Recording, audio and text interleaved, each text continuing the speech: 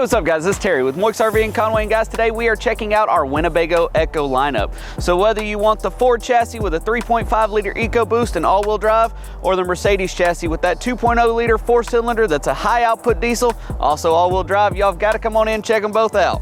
So while there are a ton of similarities between the two Winnebago Ekkos, there's a lot of differences as well. So this is on the Ford chassis. It is a 350 chassis with that 3.5 liter EcoBoost. It is all-wheel drive. You still do keep your blind spot monitoring, your adaptive cruise control, and all the safety features, but it does have the capacities to go off-road as well.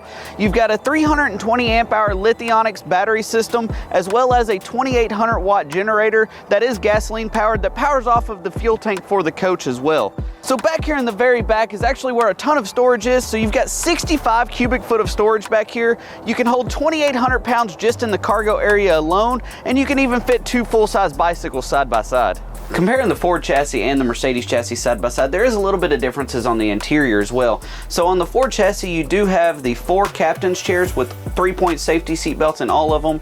Your desk does double as your dinette table. You do have this really nice countertop extension with the big square sink, as well as the 2-burner gas stovetop. So here in the Ford chassis, you actually get 32 by 74 inch beds, whereas in the Mercedes chassis, you get 32 by 80s. So this 23B does come with the Mercedes chassis. It is a 2.0 liter high output 4-cylinder diesel that is all-wheel drive, but one of the biggest differences that you'll notice in between the two coaches is simply the stance. So you've got 30-inch tires, you've got method racing rims, once again all-wheel drive chassis, but it is easily able to handle the off-road, and you are about 5 inches taller between the 22A as well.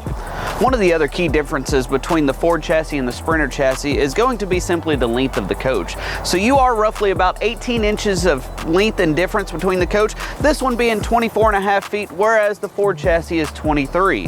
One of the areas that you see that difference is going to be back here in the back cargo storage area. So you actually get a 16-inch shelf here in the back, perfect for storing all your gear, as well as a little bit taller and a little bit wider of a door. Here in this Mercedes chassis, they've completely redesigned the interior of this coach. So they give you seating for 5 around the dinner table, sleeping for an extra person just in case you need it.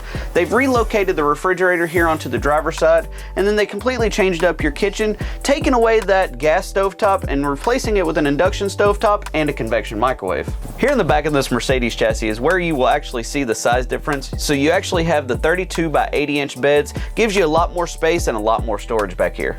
So guys, while these Winnebagos are very similar, they are very different as well, but either way, you'll be matched behind Winnebago's quality. So y'all have got to come check them out. 1213 Collier Drive here in Conway.